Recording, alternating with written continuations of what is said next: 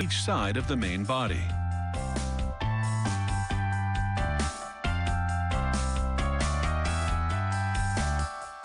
Just one final adjustment to the accelerator pump lever and arm, and the carburetor is finished.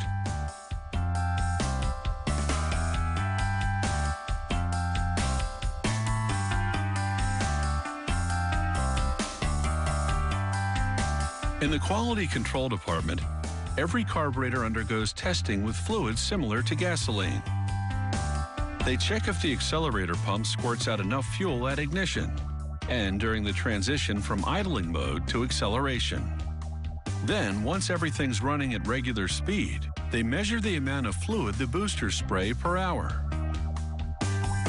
Once they pass quality control, these carburetors will really be able to rev you up.